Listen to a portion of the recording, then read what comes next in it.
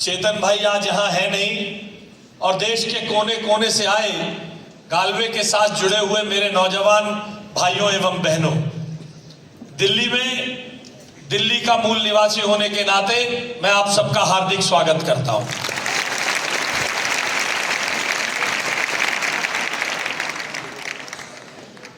मौका है कंपनी के 20 साल होने का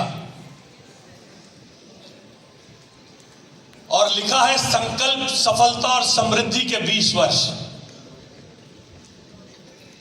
अभी आपने सिंह साहब को सुना, सिंह साहब कह रहे थे 20 साल ऐसे ही नहीं हो जाते। आज दूर खड़े होकर जो लोग इस कंपनी को देखते होंगे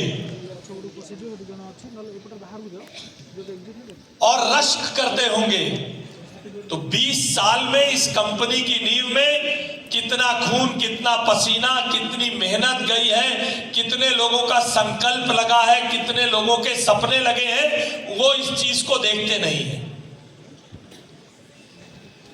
ठीक कहा सिंह साहब ने, 20 साल यूं ही नहीं हो जाते। 20 साल में कितने झंझावत आए। मैंने बहुत बड़ी बड़ी कंपनीज को देखा।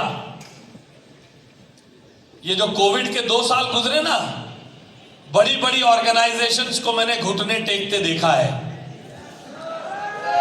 ये इस कंपनी के प्रमोटर्स की अपनी टीम के साथ ईमानदारी का परिचायक है, जो कोविड के उस झंझावत के बाद भी ये कंपनी उतनी ही जिम्मेदारी और उतने ही बड़े मैदान में खड़ी हुई। और मैं उन दिनों का साक्षी हूं। मैं उन दिनों का साक्षी हूं जब कोविड आया तो लोगों ने अपने यहां से रिट्रेंचमेंट करनी शुरू की। उस समय भारत के प्रधानमंत्री आदरणीय नरेंद्र मोदी जी ने एक भाषण दिया और बहुत लोगों को यह कहा कि देखिए, आपके पास सामर्थ्य है, आपके पास हौसला है, आपके पास साधन है, कृपया अपने साथियों का साथ दे, अपने कर्मचारियों का रिट्रेंचमेंट मत करिए। और उस समय मेरी अक्सर संजीव जी से बात हुआ करती थी। दूर दूर तक, कहीं असम में, कहीं जोरहाट में, कहीं दूर दराज में लोग फंसे हुए थे। लोग कोविड के कारण जो आपके चैनल पार्टनर्स जगह जगह जाते थे, वो फंसे हुए थे। वहां से ट्रेवलिंग बंद हो गई थी, देश में लॉकडाउन लग चुका था।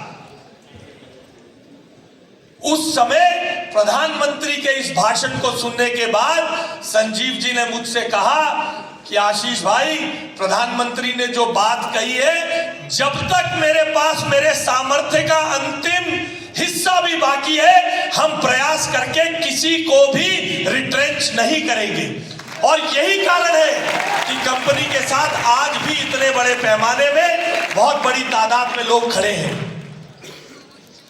खुद ही को कर बुलंद इतना, इस वाक्य को अभी रेणु दीदी ने आपके सामने कहा।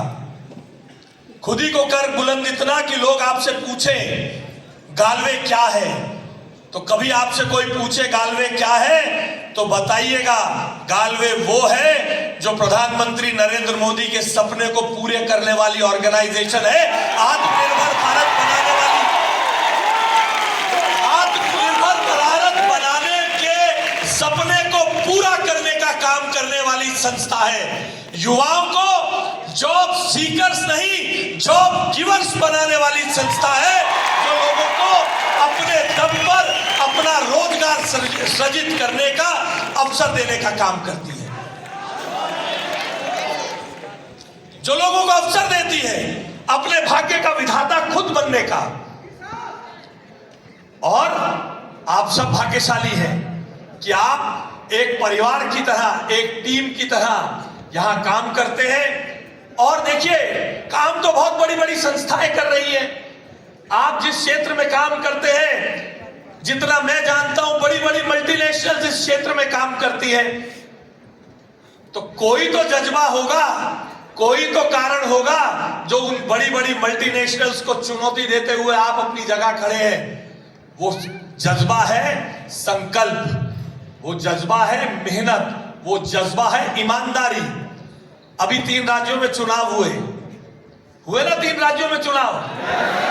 तो आपने देखा रोज एक नए तरीके से भारत के प्रधानमंत्री को गाली दी जाती थी, रोज। और कोई कहता था ये नेता तो टी शर्ट में इसलिए घूमता, जवान है 54 साल का।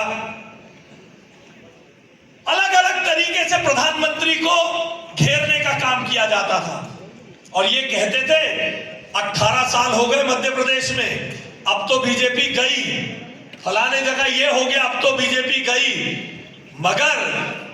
मगर जिस आइडियोलॉजी में जान है, बड़ी बड़ी गारंटी देने वाले लोग आए थे, बड़ी बड़ी गारंटी देते थे, आपके घर में हर चीज पहुंचाने का वादा करते थे, मगर लोगों ने उसको चुना जिसके चेहरे पर विश्वास था, यानी नरेंद्र मोदी की बात पर विश्वास था, क्योंकि नरेंद्र मोदी के वायदे में दम था। इसलिए जैसे नरेंद्र मोदी जी को 20 साल सार्वजनिक जीवन में लगातार चुनाव जीतते हुए हो गए 2021 में, आज आपको भी 20 साल हुए। आपको 20 साल इसलिए हो गए क्योंकि आपके माल में भी दम है। केवल मार्केटिंग से चीजें नहीं बिका करती हैं। मार्केटिंग से चीजें बिकती तो कई नेता हर 2-3 साल बाद लॉन्च होते हैं, मैगजीन के फ्रंट पेज पे आते हैं, मगर माल में दम नहीं है, मार्केटिंग में दम नहीं है। तो जैसे अभी सिंह साहब कह रहे थे, बड़े बड़े रणनीतिकार आते हैं, परफॉर्मर को हिला नहीं पाते, तो वो सब रणनीतिकार लॉन्च करते रह जाते हैं। इसलिए अपने क्षमता पर, अपनी मेहनत पर, अपनी क्वालिटी पर और अपने काम पर, अपने संकल्प पर, और सबसे बड़ी बात अपनी कंपनी के मोटो और अपनी कंपनी के सपने पर विश्वास रखिए। सफलता आपको इसी तरह से कदम चूमती रहेगी। और मैं ईश्वर से कामना करते हुए अपनी बात को समाप्त करता हूं कि मुझे भी वो सामर्थ्य दे कि आपकी 25वीं एनिवर्सरी पर भी मैं आऊं, 30वीं पर भी मैं आऊं, 35वीं भी मैं आऊं, 40वीं भी मैं आऊं।